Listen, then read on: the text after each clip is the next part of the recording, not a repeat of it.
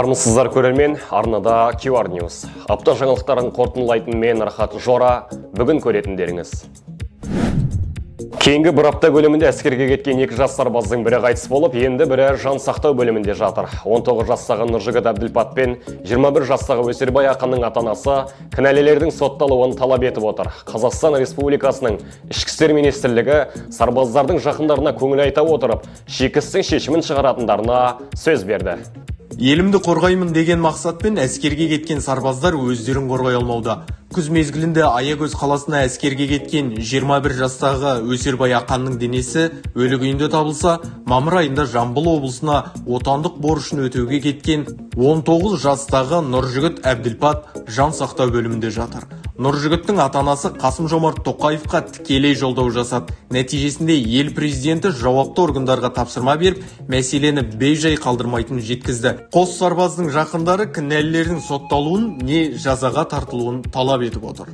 Жастар арасында шешімін таппаған проблемалардың бірі мопед. Желдей жүйткеймін деп жан тапсырып жатқан жастар санының көлемі көбеймесе азаятын түрі жоқ. Толығырақ қала тұрғындарының сауалнамасынан көрейік. Негізінде қолданысқа өте ыңғайлы.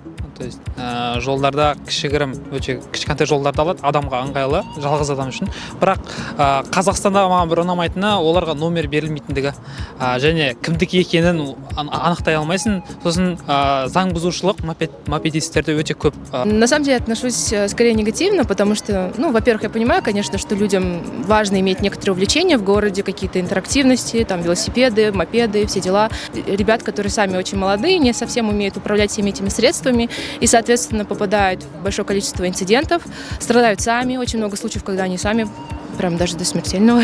Вот поэтому, как по мне, все-таки это не должно быть в городе. Мен негізі қарсымын ондай нәрсеге. Себебі қатты ұшып жүрген кезде оқыс жағдай болып қалуы мүмкін, сол үшін қарсымын ол нәрсеге. Это небезопасно, если они превышают скорость, если они нарушают правила дорожного движения, потому что есть дети, есть пожилые. В целом это неплохая идея, но нужно здесь обращать внимание обязательно на правила дорожного движения, чтобы, я не знаю, как инициатива можно предложить, там какой-то, как на автомобиле, номер присваивать. Если нарушение, значит выписывать какой-то штраф. 16 жасар балалар көбінесе қызық көреді. Ол өте денсаулыққа қауіпті. Олар жол ережелерін білмейді. Қалай сол мопедті дұрыс пайдалануды да білмейді. Өздерінің бір әлгі кішкентай қызықтарына пайдаланып, үлкен жарақаттар алып жатырғанға біз алаңдаймыз. Алматы қаласының тұрғындары мемлекеттік қарыздарын өтемейінше шетелге шықпайды. Қарызға белшесінен батқандардың көшін дәулеттілер мен ауқаттылар бастап тұр.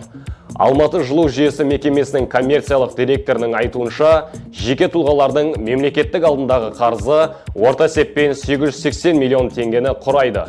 Коммуналдық мекеме қызметкерлері қарызды қайтармағандардың жылусу құбырларын кесіп тастауда. Алматы жылу жүйесінің қызметкерлері қарызын жаппағандардың ыстық су құбырларын кесіп тастауда. Көптеген мейрамхана басшылары мен пәтер жалға берушілер бұған келіспейді. Олар бұндай қарыздардың барын ескертпегендіктерін айтып, ақталуда.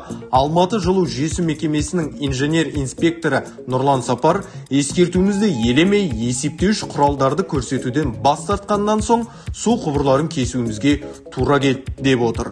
Коммуналдық мекеме қызметкерлері 1600-ден астам нысанды сотқа беріп, 1200-дей кәсіпкердің есеп шоты бұғатталатынын жеткізді. Аса қатыгездікпен жұбайын өлтірді деген айыппен сотталған Бишімбаевтың үкімін жеңілдететіндер де шықты. 100 миллион теңге берсеңдер, Бишімбаевтың жазасын жеңілдетемін мыс деген азаматша алаяқ деп танылып, уақытша қамауға алынды. Тергеу жалғасуда жазасыздың жарасын жеңілдетемін деп, өз басын қатерге тіккен әйелдің ісі әлі қаралуда. Астаналық азаматша маған 100 миллион теңге берсеңдер, экс-министрдің үкімін жеңілдете аламын деп айтып, халық назарын өзіне аудартты. Сыбайлас жемқорлыққа қарсы күрес агенттігі азаматшаны ақша жымқырып қалғысы келді деген күдікпен іс жүргізуді бастап кетті. Күдікті соттың санкциясымен қамауға алынды. Сіздермен бірге болған Рахат Жора, жаңалықтар легі осымен тәмам. Көріскенше күн жақсы.